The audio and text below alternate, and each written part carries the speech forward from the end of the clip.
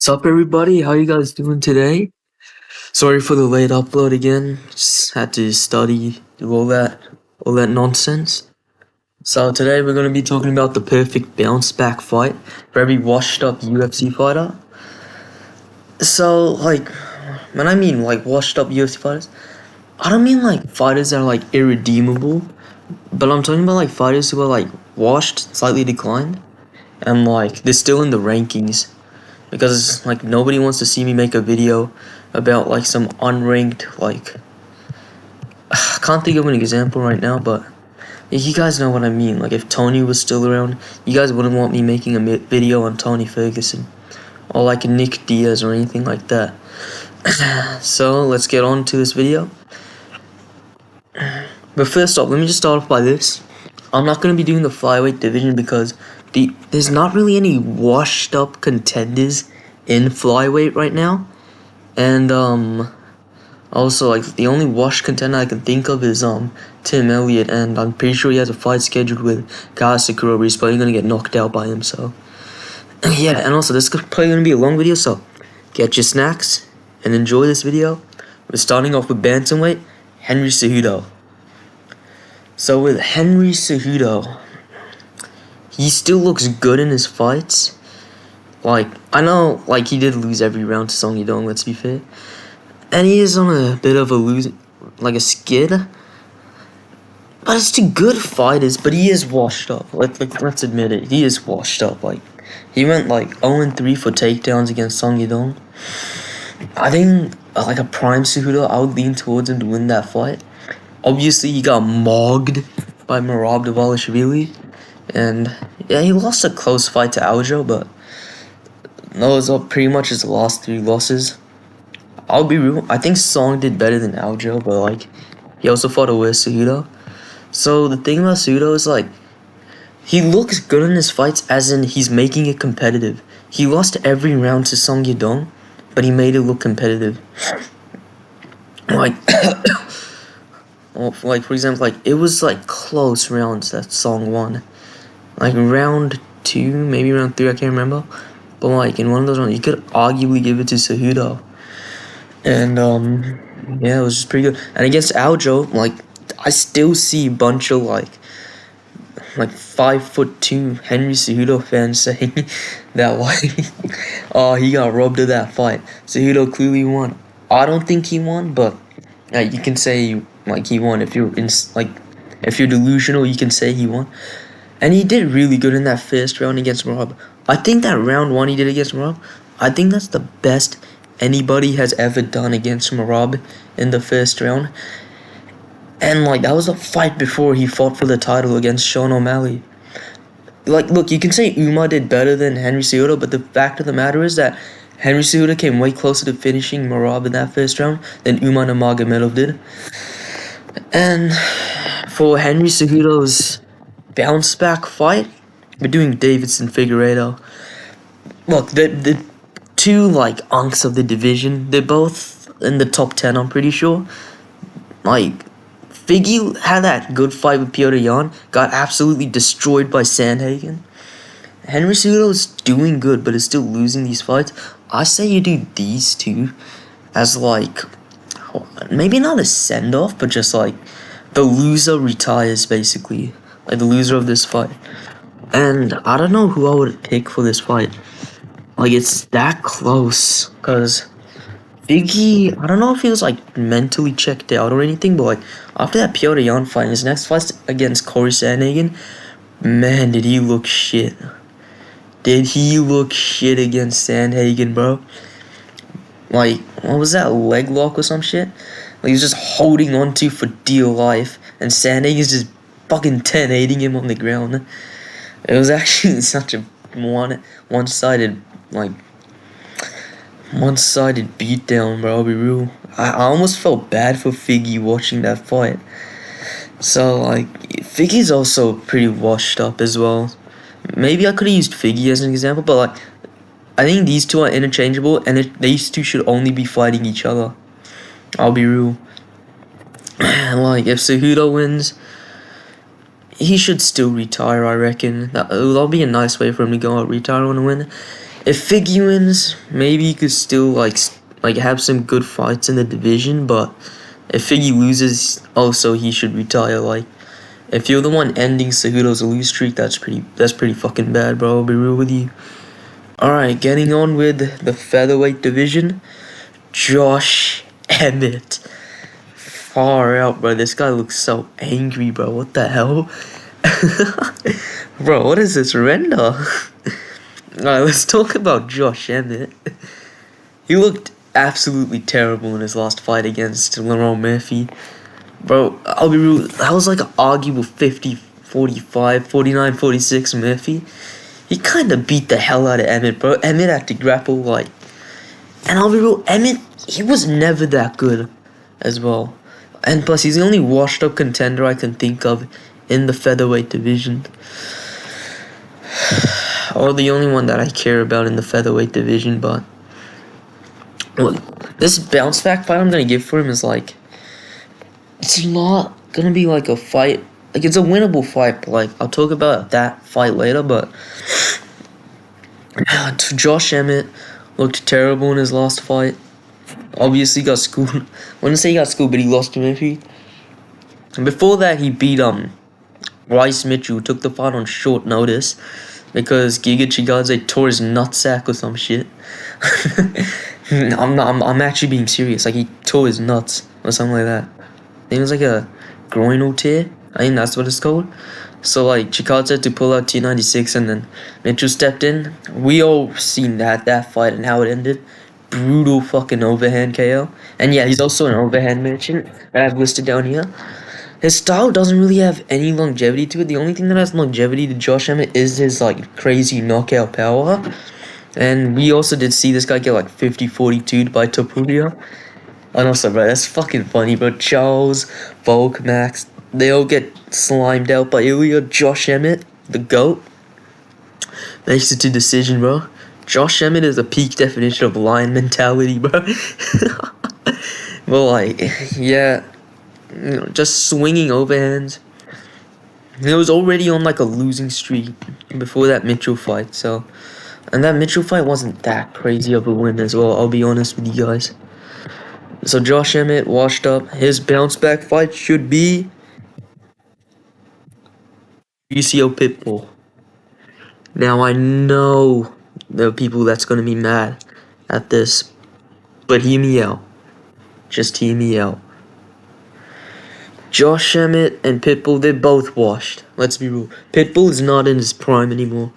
Like, his prime was like behind him in the Bellator days. And Josh Emmett, I think, like, I don't know who I would pick in this fight. I'd probably lean towards Pitbull because of the grappling, like, and, like, people think it's gonna be, like, a boring-ass fight just because of how shit Pitbull's been looking like in the UFC, but I actually think it's gonna be a slept-on fight. It's gonna be a sleeper build, bro. I think when this fight happens, it would actually be pretty good. This could just be me coping and Pitbull makes it boring again, but I actually think this fight would be good, like, because we've got Josh Emmett, who's just going to be swinging overhands, and then, obviously, Pitbull is just going to be standing still, maybe not tank the overhands, but he's going to get hit by those overhands, therefore making it an entertaining scrap. And they're both also unks in the division, so... And either way, it's like a win-win for both guys, because, like, if Josh Emmett wins, he can make the case to, like, fight somebody, like, high in the rankings, and then if Pitbull wins, hey, Pitbull's moving up the rankings. But that's it with featherweight. We're moving on to the lightweight division. It's gonna break my heart, but Charles Oliveira is washed. Oh, yeah, Charles Oliveira is washed, bro. Got brutally knocked out against Ilya Topuria in a fight where he quite literally got the shit kicked out of him pretty fucking badly. I don't think there was a single moment Oliveira won in that fight, except for that one elbow he landed, and even then that elbow did fucking nothing to Ilya, bro. And like that fight, in the fight before that, this guy almost dies against Michael Chandler via back of the head shots. And I don't know if I'm the only guy that's noticing this, but ever since Charles head kicked TKO Dariush, like ever since that win, and like he pulled out against Makachev, took that time off, and fought Arman in 300, he looked a lot slower when he came back and fought Arman. I can't help but notice that. And also, bro, I want you guys to know, this video idea, I've been working on this video for like the past 2-3 days. This has been an idea for a while, and as I'm talking about Charles Oliveira, they, a couple hours ago, for me anyways, they announced Charles versus Fiziev. All I'm gonna tell you guys is this bounce back fight for Charles is not gonna be Fiziev. And I'm also gonna talk about that fight in a separate video. Why the hell are they making... Nah, I said I wasn't gonna talk about it. I'm not gonna talk about it right now. And also, Charles is like 2-3 in his last 5, so that's another evidence to say he's washed up. And yeah, let's get on with this bounce back fight, which is not Fiziev. It's Dan Hooker. Dan Hooker.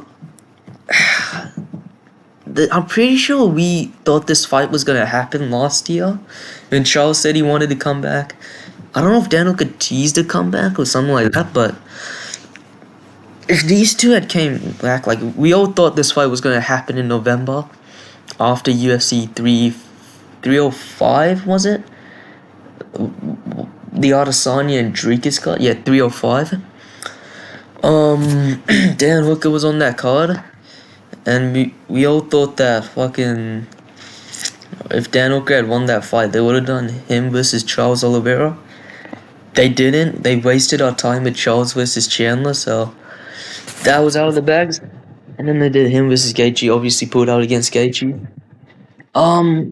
This fight, I think this is the best bounce back fight for Charles because, first off, they're both blonde. And also, like, Dan Hooker talks a lot of shit. He's talked a lot of shit about Charles throughout the years.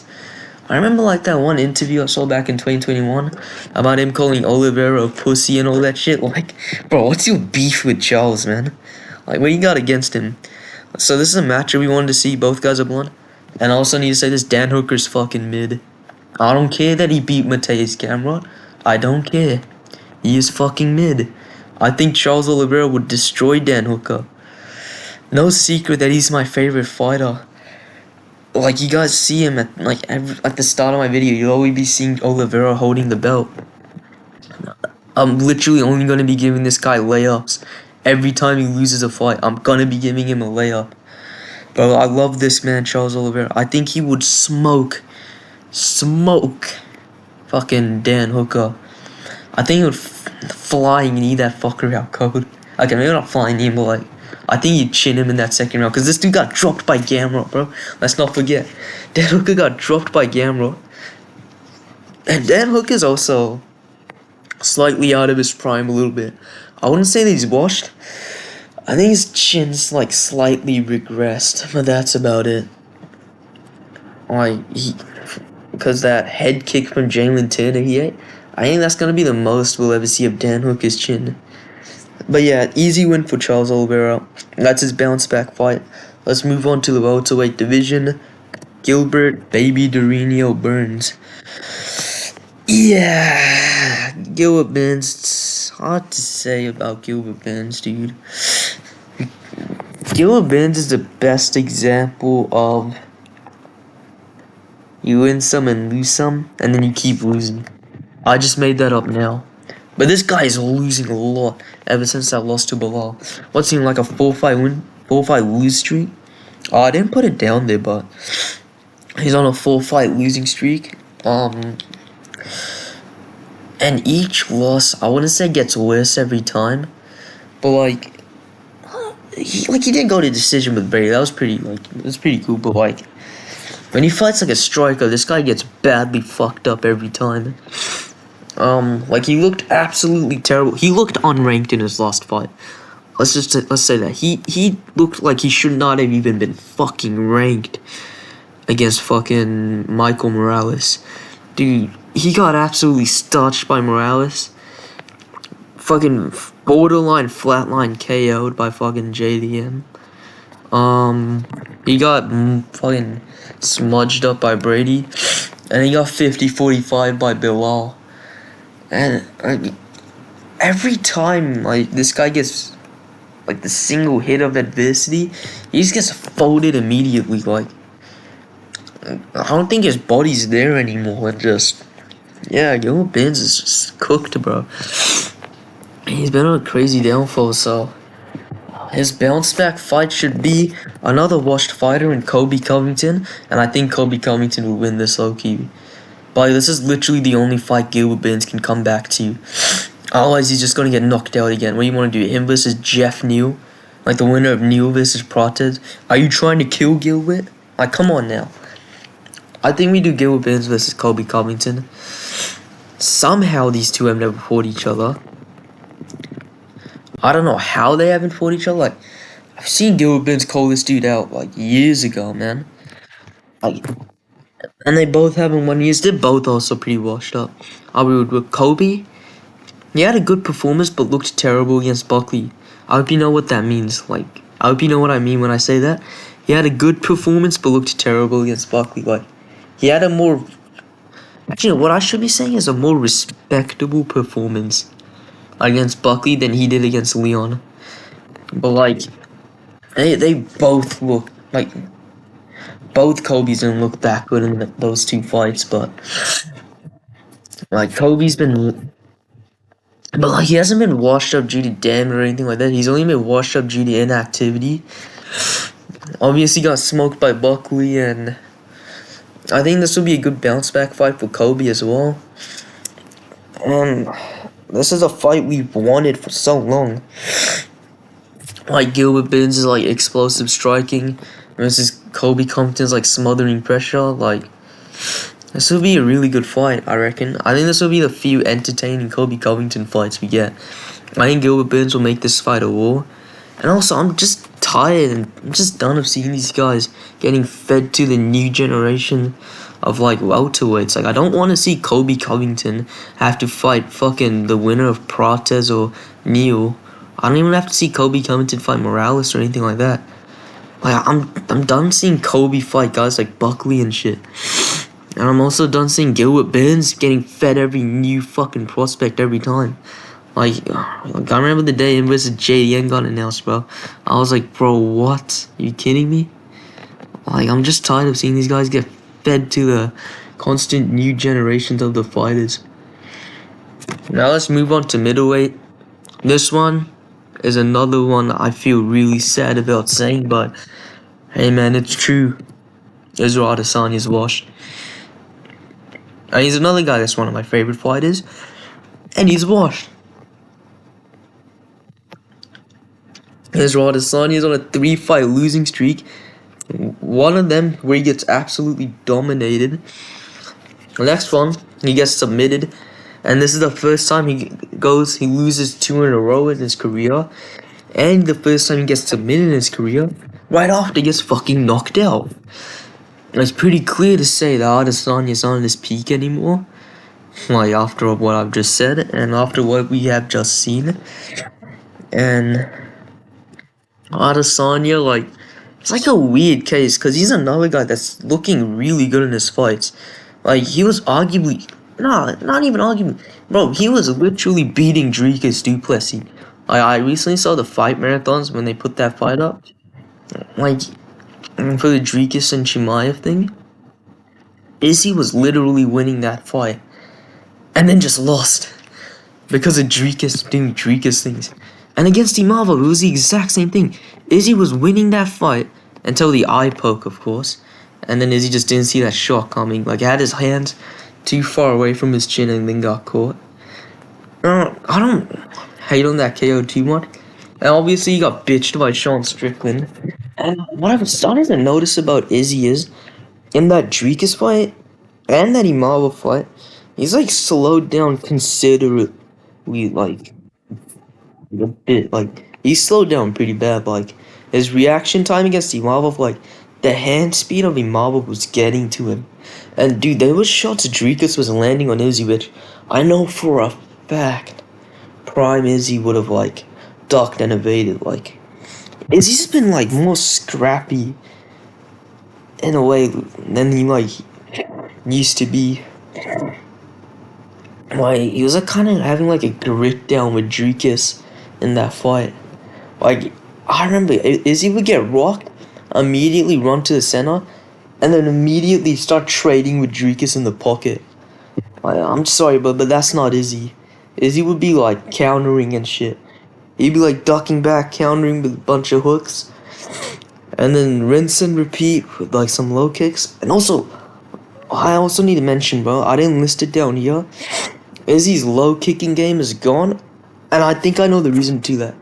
He hurt his leg pre-Pereira rematch, like before the Pereira rematch. And then in that fight against Pereira, bro, Pereira was destroying his legs. I don't think it was Sean Strickland's stance. I don't think it was the fact that Dricus kept changing his stance every time. I think it was that Izzy's legs are gone, and yeah, and getting bitched by Strickland will just do that to you, I guess. And for his bounce back fight, it's the rematch with Strickland. I mean, there's no other fight you can do for Izzy, man. It's literally this or Rainier Derrida. And I would rather take this, because this is a way for Izzy to redeem his legacy, and it's also a way for Izzy to be back in, maybe not title talks, but like if he beats a guy like Strickland, title eliminators right there, bro. Like it's right there for you, and I think that would be really good. And I know, like, the winner of this fight, and if Chimaev wins, especially if Chimaev wins, the winner of this fight, especially if it's Adesanya that wins this fight, he is getting Mickey Moused to a title shot over Nasruddin Imavov and Caio Borralho. That would be fucking funny. Oh yeah. Again, plus these both guys are coming off losses. One of them are gonna have to win from this fight. And Dricus also beat both of them, so it makes sense for these two to fight each other. It'll be a really good fight though, I reckon. I actually think this rematch will be way more competitive than the last fight, because I think what Strickland did to Izzy, I don't think he could replicate that again. I don't know who I would pick in this fight though. I'd probably still pick Strickland to win, but I think this is the best bounce back fight for Israel Adesanya. I also heard like him say that like he wants to fight Paulo Costa again. I don't know. I don't know if that's the fight to make, I'll be real. I'd rather see Costa fight Jared Cannonier if he beats MVP. Or I'd rather see Costa fight MVP if he beats Cannonier. Like, I think both fights would be great. Like, I don't really give a shit about Izzy fighting Costa. Like, Izzy, like, we already seen these two fight each other at their primes. Izzy destroyed him. And if they fought now and Izzy lost, it would not be because Costa's good, it's because Izzy's washed up. And that's as simple as that. Let's move on to the light heavyweight division. Jan Blachowicz. A guy like Jan Blachowicz, I never thought I'd see the day this guy would be washed up. It's really weird about Jan. Like, this guy looks really good in his fights. Even, like, okay, never mind, forget what I said. I want to say he looks good in his fights, but he looks okay. Like, I don't know how he does it. Like, this guy's like a 43-year-old still able to make it competitive at the highest level, and yeah, I respect that from Jan. But like, let's just be real as it is. Like, he is washed up, and yeah, because you know, and I know that Blachowicz in his prime would beat the fuck out of Carlos Ulbig, bro. Like, Carlos Ulbig is not that good, and he just barely beat Jan Blachowicz, where some people thought he won. And like, he's debatably winning his like fights. Like, I thought he beat Alex until I watched it back. Actually, I still don't know who to give that fight to. But when I watched it the first time, I gave it to Jan Blachowicz. I thought he got robbed against Alex, but now I still don't know who to give it to. And like his last win was Rakic in a fight where he was losing, and Rakic got injured in that fight. So you could just say this guy literally has not won a fight since he beat Israel Adesanya. And if that's the case, that's a pretty sad thing to accept, being a Jan Blachowicz fan. And his bounce back fight is Jamal Sweet Dreams Hill. I think he would beat Jamal Hill. I think this is a perfect bounce back fight because both guys are on losing streaks and both guys are out of their prime. Like, okay, maybe not Jamal. Yeah, no, Jamal Hill is out of his prime now. Getting buckled by low kicks, still has a beer gut. How I see this fight going is leg kick TKO, bro. Even though he's washed up, I still think he leg kick TKOs Jamal Hill. Like, I don't know how this guy became champion, but he did, so I don't know how he did it. Respect to Jamal Hill becoming a champion. Poirier doesn't, Gaethje doesn't, Tony doesn't. But yeah, this guy does it, so respect to that. You are gonna get slimed. We are gonna beat. We are gonna beat the fuck out of Jamal Hill. If this fight ever happens, I think the UFC realistically are just gonna feed both these guys to some new up and comers. As sad as that sounds. I don't know why though. I feel like they have something against Jan Blachowicz. But this is like it's more of like a hunch more than anything. I feel like the UFC secretly hates Jan. And like, since both guys are on losing streaks, Jamal Hill's like on a 3-fight losing streak. He's on a 2-fight losing streak. The thing is, he's arguably winning his fights with Jamal Hill is getting absolutely destroyed. Like, gets knocked out by Alex in the first round, gets knocked out by Yuri in the third round, gets schooled by Khalil Roundtree. And yeah, actually, he didn't have a competitive fight with Yuri until the finish. I don't know what the hell happened to him in that Khalil Roundtree fight, but his like legs were like paper, bro. Bro, the guy literally had chicken legs. It was fucking funny though. But yeah, I think this is the best bounce back fight for Jan Blachowicz. Yeah, I just love to see Jan get a win. It will be such a feel good moment as well. Now let's get on with the heavyweight division. Mm, Tai Tuivasa. Mm. Yeah, this guy is washed up, but for all the wrong reasons. And he might be the worst fighter in this video. By a fucking mile. Like, far out, bro. This guy is so shit. Now, but like, I think it's not that he's like shit because of the damage taken. I think it's motivation why he's so shit. I think it's motivation more than anything. Because, you could make the argument that he hasn't been hungry anymore since that loss to Cyril Gane. You really can make that argument because that's when that big losing streak started. And yeah, he did make like an early turnaround to fight Sergey Pavlovich. Got destroyed by Pavlovich. That was Pavlovich doing his crazy run of just sliming people out back to back. My bad, bro. Just coughing a bit. A little sick today. And also, bro, Tai Tuivasa, man, takes such shitty approaches to his fights. Like, for example, against Tybura, this guy immediately becomes crazy aggressive, gets taken down and submitted, and yeah, and this guy's having Taco Bell in his fucking backstage. Why are you having fast food, bro? You're fighting, man. What are you doing? Like, what are you doing, bro?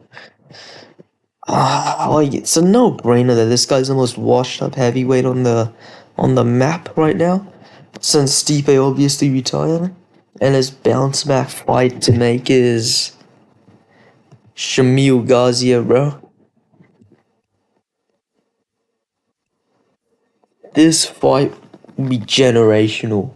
Let me tell you that. This fight would feed families, bro. And when I say families, I mean families, bro. This fight, man. This would be like a heavyweight blob fest. Hey, this is the only heavyweight slop I would take, I'll be real. Like, if this was an Apex main event, I would be like, fuck yeah, bro. Yeah, give me that, bro. I'd actually watch this. If this was a Fight Night main event. And like the Apex, like, I'd take it. I wouldn't be mad at it. Some people call it heavyweight sloth. I call it perfection, alright? I think this fight. Look, I don't really give a fuck who wins this fight either way. Like, both guys are mid as shit. Actually, no. I see. Shamil's actually on a pretty decent run right now. He's actually on a pretty good run. Yeah, like, and also I trust Shamil to strike with this sad fucker in Thai, bro.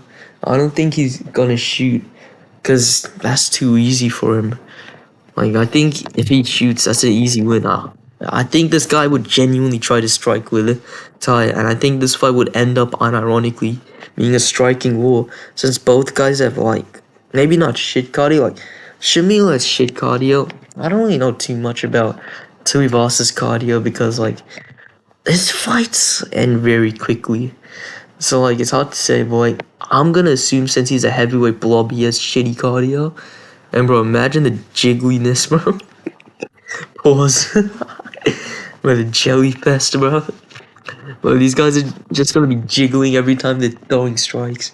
It will be such a funny fight. And, yeah, that's the end of my video. Yeah, that's the end of my video, and, let me just go back to the start. Yeah, let me know what you guys think about perfect bounce back fights for all the washed up guys on the roster. Look, I tried to do my best about some of these fights. And also, again, I'm really sorry with the late upload. I had a lot of work to do, and yeah, YouTube's not the only thing I'm focusing on at the moment, so yeah, and follow my Twitter. It's gonna be in my channel's links. And I'll see you guys in the next video. Actually, one last thing before I talk about. I'm gonna do like a breakdown of Duplessis versus Chimaev next week. And I'm also gonna talk about the Charles versus Rafael Fiziev and Moicano versus... Not Moicano, fuck, bro, I'm so stupid. Rufy versus BSD announcements. And yeah, I'll see you guys in the next video. Laters.